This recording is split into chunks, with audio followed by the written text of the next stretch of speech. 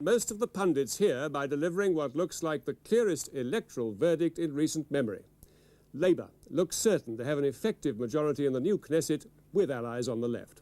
And the man who's sure to be the new Prime Minister, Yitzhak Rabin, a hero of the Six-Day War, has triumphed despite harsh personal attacks during the campaign. The other Yitzhak, 76-year-old Yitzhak Shamir, has now led the right to its worst defeat since 1969. BBC correspondents are at Labour's victorious headquarters in Tel Aviv and are with the LIKUD as they try to come to terms with defeat. Health Minister Ehud Olmert tells us what went wrong for LIKUD. Labour's Yossi Beilin will tell us what changes we can expect now. We'll have a Palestinian reaction from a leading human rights activist, Said Zidani, and political scientist Emanuel Gutmann will help explain how Labour won. Israel appears to have made one of those decisive electoral shifts that could have a profound effect right across the Middle East. The party that's been standing for territorial compromise with the Arabs and for more urgent approach to a settlement with the Palestinians has triumphed, or rather appears to have triumphed. They're counting the early results now. Labour's victory was projected by Israel television the moment the polls closed.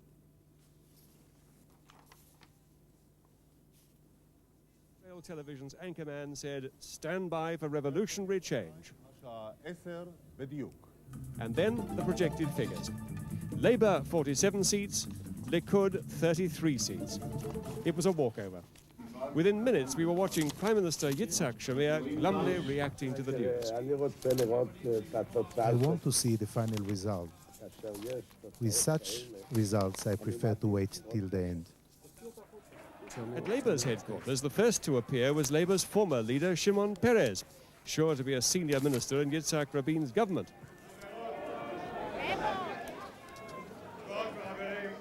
It's the greatest and the best thing that could happen to the state of Israel. Well, now, it has to be said that this early projection is based on an exit poll of 23,000 voters. Because Israel's electoral system is so strictly proportional, these polls, these exit polls, unlike some a bit nearer home, tend to be absolutely spot on. And they're taken here as the result, to within a seat or two either way. So here's what the figures look like. Mr. Shamir's LIKUD party, which has ruled on and off for 15 years, is forecast to win 33 seats, 7 down on the last election in 1988.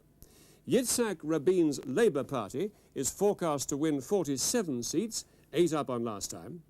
For an overall majority, any party needs 61 seats, so there's the winning post over on the right. Now, LIKUD is forecast to win 33, and Labour 47.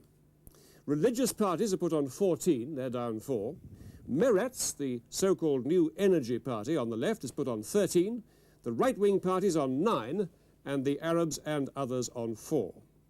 Now, these figures will allow Labour to form a coalition that will put them through the winning post. Labour and Meretz alone would be just short, it's true, but active or tacit support from the Arabs and other far leftists would give Labour effective control, again, if these figures are borne out by the final results. LIKUD's 33 seats, even with the projected 14 religious party members and the 9 right-wingers, would not be enough to block Mr. Rabin. Well, now, I'm joined first here in the studio by Yossi Beilin for Labour. How do you take the news that you've apparently scored a remarkable victory?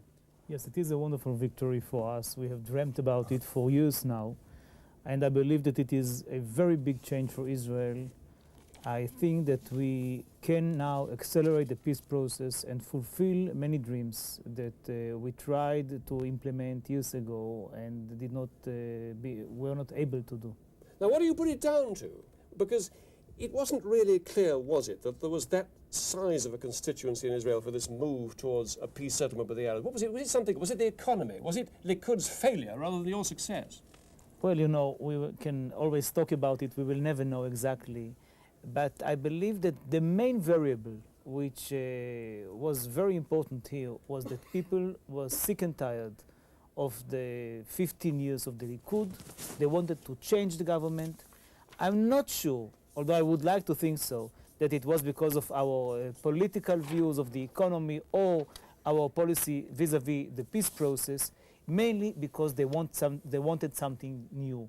And the Labour Party, after many years in opposition, after 6 years in unity government, came to the voters as something new, with a new leadership, with new members of Knesset, and in a way fulfill the dreams of the public opinion.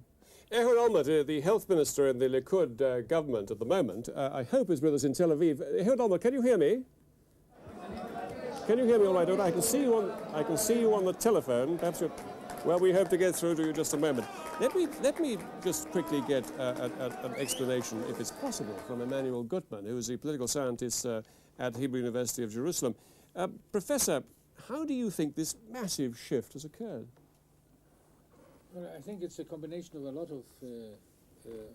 of reasons. But first, I want to put this warning again. I mean, we are talking about an exit poll, and even the pollsters have said that give and take it may be 2 or more even seats for each side. We are all the first to be cautious about exit polls, yes, but assuming it's correct, as we have to, because this is, after all, likely to be more correct than exit polls in British constituencies, is it not? Yes, so it's a combination of factors, and I think there are some of the following. First is what Yossi Beilin said, and I think he's right. It has been, more than anything else, it has been a negative vote, in the sense it's been against the Likud government. Israelis are very often in that sort of spirit of voting against rather than voting for. Nevertheless, there are some positive points, and one has to say, first, the Russian immigrants who have a sizable vote of them, they have certainly given Labour anything up, by the moment anyway, for 2 or maybe 2.5 seats. Secondly, the young population, I mean the first voters, who in the past, certainly since 1977, have overwhelmingly voted for the right, have now switched, at least to the extent that half and half of them are for Labour, and that has given Labour another point or two. Can we just be quite clear, though, about one thing?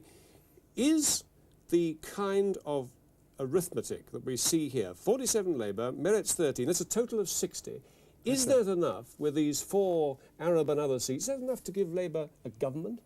Well, it's possible to make it a government. The question really is whether it is a government which can carry a quite substantive change of policy. That is to say that it will be able to go against the policies of the present government and of their supporters. Yossi Beilin, are you going to be looking for other coalition partners apart from Meretz? Yes, I believe that it is needed, although it is not a must. I believe that for creating a much more solid government, something which will not be always on alert in a non-confidence vote, we should need some others, and that will be the religious parties. I believe that they will join us because they would like to be in government. They are not used to be out of government, and they need the resources of the government. I believe that they will join us, and in such a way it will be Labour, Meretz, and some religious parties. It will seem extraordinary to people watching in Britain and other places to believe that the religious parties, which have been so powerfully in support of the LIKUD government over the past few years, could suddenly shift like that and join you. What motivates them? Well, you know, the ultra-religious parties in Israel are not Zionist parties. Their dovishness or hackishness is not ours. Their main aim is to augment the religious education, and the one who will deliver the goods will get their support. Now, since the Likud has now no way to form a government, they will have to join us. But will you make the concessions to the religious party that they will demand of you? Well, I believe that the moment there is a theoretical possibility for the Labour Party to form a government without other parties, the demands of the other parties, including the religious parties, will be much lower than in a situation in which the religious parties are the balancer of the political system. Now, Professor Gutmann, what would be the staying power of the kind of coalition that Yossi Beilin's been talking about? Labour, Meretz, this movement on the left of Labour, Shulamit Aloni, the civil rights movement, and so on, and perhaps some tacit support from the Arabs, with some of the religious parties bringing the total up to what, 70 or so seats in the Knesset? Well, I agree with what Yossi said. First of all, it's not sure, I think, it's almost not to be believed that all of the religious parties will come in. There will be 1 or 2, and actually to divide between religious parties will strengthen the Labour Party in its quest for a bigger coalition and will weaken the religious party. So from that point of view, I agree that their demands cannot be as far-reaching and outspoken as they are at the present time. Of course, there will always be the problem of the cohesion of this government, and there will be difficulties. But I mean, one shouldn't forget that as it looks at the moment, taken these results as they are, the government can go on with 60 seats. I mean, we are used in Israel that you need not just a majority government, but you need a big majority. Right, let's go down to the Labour Party headquarters and see if Michael MacMillan can hear us. Michael, are you getting me? Well, Peter, you've joined us at a particularly noisy point of the evening here at the Dan Hotel in Tel Aviv, which is Labour Party's headquarters. Everyone here, there are thousands of people here this evening, and they're all waiting for the arrival of Itzhak Rabin in the hall itself. He is upstairs in one of the hotel's suites at the moment, no doubt analysing that exit poll and waiting for the results themselves to arrive. I suppose the most important point about that exit poll is that it would look as though Labour can form a government purely out of the left-wing bloc. It may not have to go running to the religious parties, to the right wing for support. So that's perhaps the most important point about the result tonight. I'm joined now by Labour's number 3, Avram Borg, and I'd like to ask you, Mr. Borg, just how much of a surprise is it this evening that Labour has gone so far? It is the surprise of our life. Nobody expected since the creation of the State of Israel that we will have an ideological bloc, we will have a coalition for peace without anybody outside of our ideological camp, and we are as happy as one can be happy in political life. So you're saying that Labour will not go outside its own bloc for support from any of the religious parties? Oh no, this is what you said. I'm saying is that we do not need anybody to form a coalition for peace. Whomever wants to join under our condition to participate in a peace government will be mostly welcome.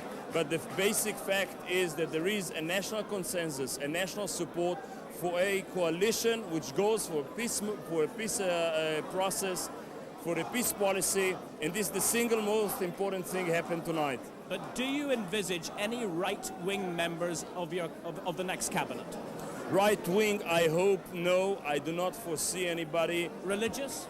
Religious, yes, but they have to come on our terms, which is peace, clear hands, Comptroller General supervision, Supreme Court observation of every nickel goes out of our budget. But beside this, if they're coming under the criteria and the norms of the Labour Party, they are mostly welcome. So let's talk about peace. What is Labour going to do now to move the peace process on? The peace process is stagnant. First of all is an acceleration, an intensification of the peace process. And Yitzhak Rabin said, we want to have autonomy within 9 months. I think it's a goal we can manage. It is something we should reach, and I really hope we will succeed to do it. Thank you very much indeed. Let me turn now to Yael Dayan. Yael Dayan, Moshe Dayan's daughter. Autonomy within 9 months in the occupied territories. Do you think that's a realistic goal? I think it's realistic. I think it can start tomorrow. I would also like to mention the bottom line, not only autonomy in 9 months, but the full peace treaty and the peace for territory settlement in 5 years' time maximum.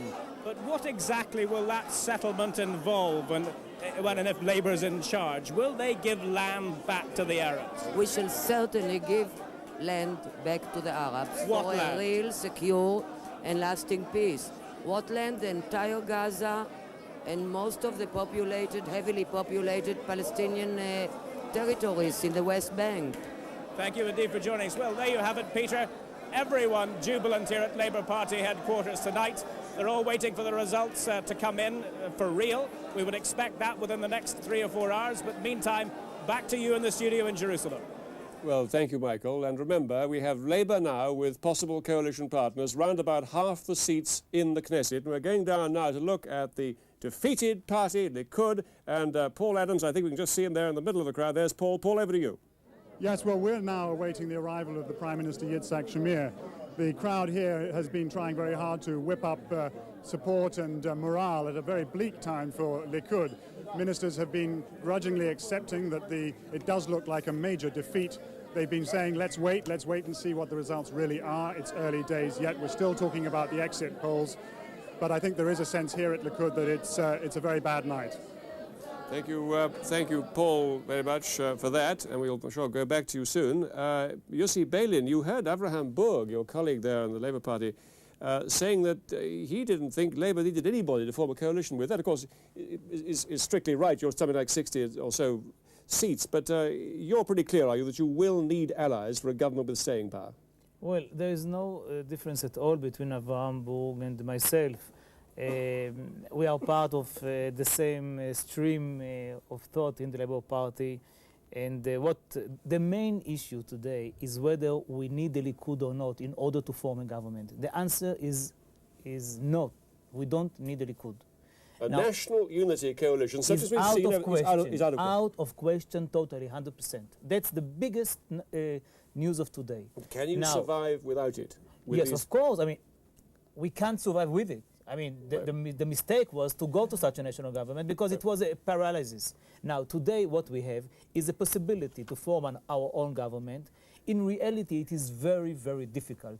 Everybody who lives the parliamentary life knows what does it mean to have only 50% when you may face a harsh opposition with non-confidence vote every here and there. You need something which is more solid than that, and the answer may be an answer of the religious parties. Of course, they will be much weaker than when they are the balancer, and that's why it will be easier to join them. Now, you were Deputy Foreign Minister to Shimon Peres, who we saw earlier talking at the Labour Party's triumphant meeting there at its headquarters.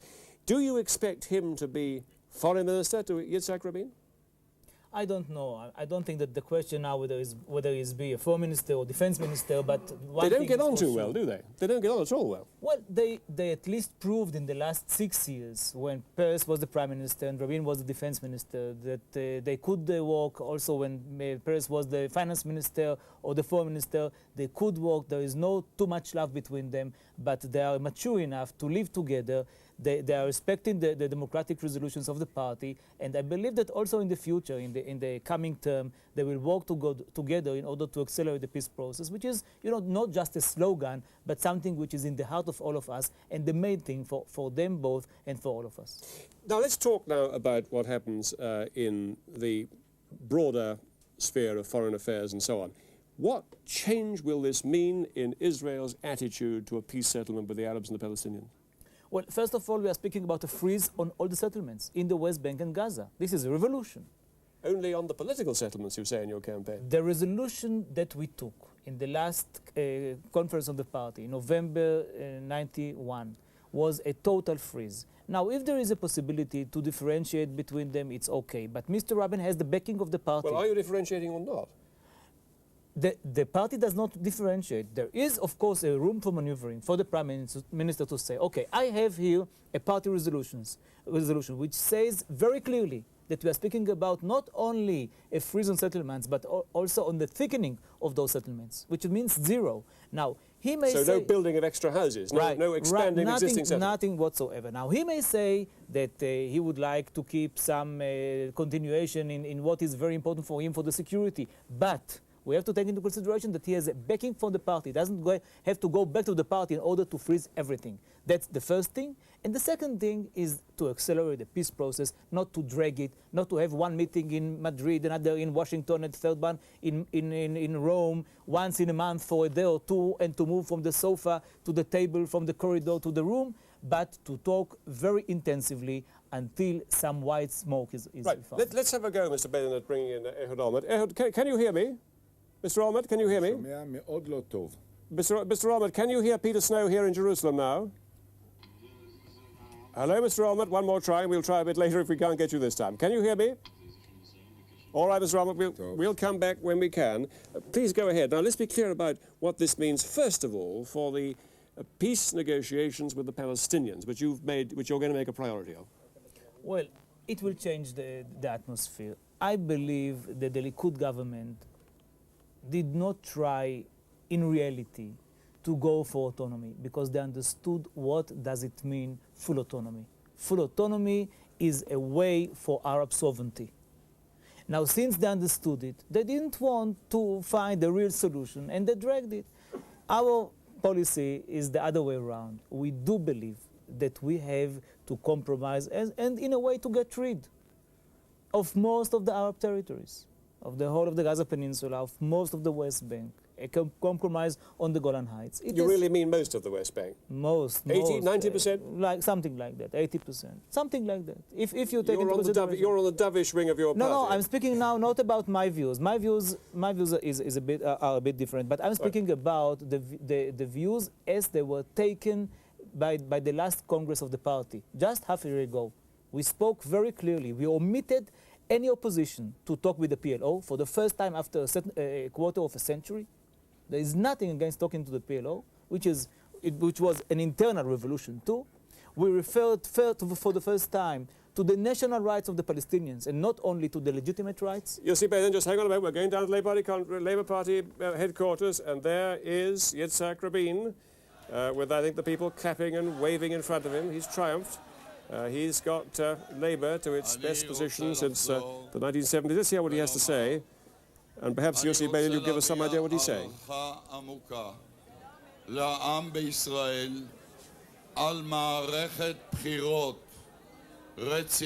Perhaps you could give us an idea what he's saying. He appreciates the public in Israel because of the campaign, the solid campaign, the solid day of elections, that there were no violence, no harsh occurrences. He's taken a real pounding from LIKUD during this campaign, hasn't he? A real pounding. I mean, have these personal attacks, do you think, made a difference? It might even help him because people rejected those criticisms. They didn't like this kind of critique against the leader. This is Yitzhak Rabin, almost, in fact, certainly the new Prime Minister. It may take, a number of weeks before the whole thing is finally arranged and the President hands over power to him. What exactly will happen now? It may take much less than that, because the moment formally the results are announced, he may form a government, a small government of 64, if those are the results, and then to wait for the religious parties as a prime minister, not as a candidate. That is a possibility that I would recommend him very much to do.